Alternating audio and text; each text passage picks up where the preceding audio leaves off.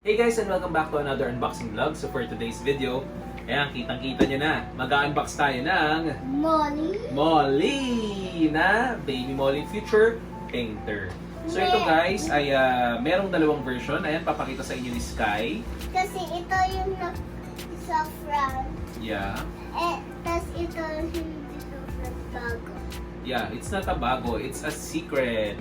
Secret. So meron kayong dalawang option na pagpipilian. Ito yung YouTube, ito yung secret. Yeah.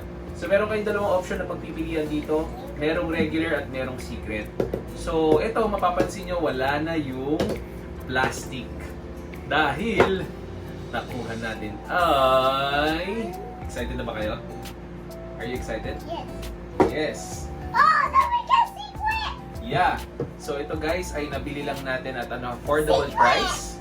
So ito yung itsura ng harap niya at ito yung itsura ng likod niya. So, Mommy, we got secret! yeah. So after nyan ay ito na, pag binuksan nyo siya, actually wala na siguro tong plastic, hindi ko sure. Kasi never pa kaming naka-open ng Molly na ganito. So binili na namin siya as is what it is. So ito yung laman sa loob. Guys, kala ko nakuha namin yung view dyan. Yeah. So ito siya, pagka tinignan nyo na, medyo mabigat yung figure. Tapos dalawa lang yung parts niya, yung figure at saka yung mismong parang paintbrush. Paintbrush. So, describe lang natin kung ano yung mismong toy. So, pag hinawakan niyo siya, yung kanyang texture ay medyo smooth. Tapos, pagka tinignan niyo yung mismong paint job, eh talagang parang madumi-dumi siya dito. Kasi, yung design nito eh talagang parang galing siya yung parang kaka-paint niya pa lang. Tapos, meron siyang hawak na, ano tawag dito? Sino? Basta, yung lalagyan ng paint ay nandito sa kanyang kamay. Ang pinaka main difference nila maliban sa color ng hat ay yung mismong dress. Kasi isa parang naka-skirt lang, tas ito yan, jumper. Yan. Tapos meron siyang stripes na shirt. Yung figure niya guys, walang stand.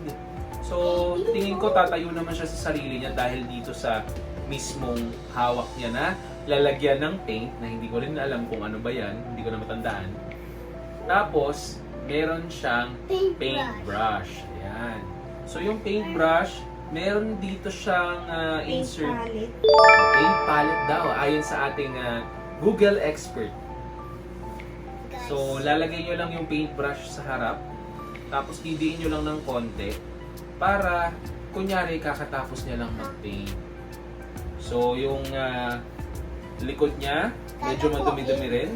Tapos meron siyang scarf sa mismong leg niya.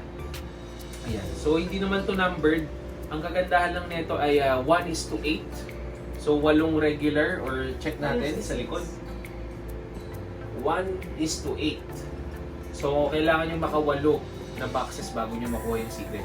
Kaya, nung nakita namin to at an affordable price, so, kinuha na natin kasi nga, secret siya. Siyempre, magbukas pa tayo ng 8 items. So, ito na. At nakuha na natin. Kung nagustuhan niyo ang ating unboxing video ng ating future painter ng Baby Molly, huwag niyo kalimutan mag-like, subscribe at mag-share ng ating YouTube channel. So, paano guys? Bye-bye! Yun! Nuka Family.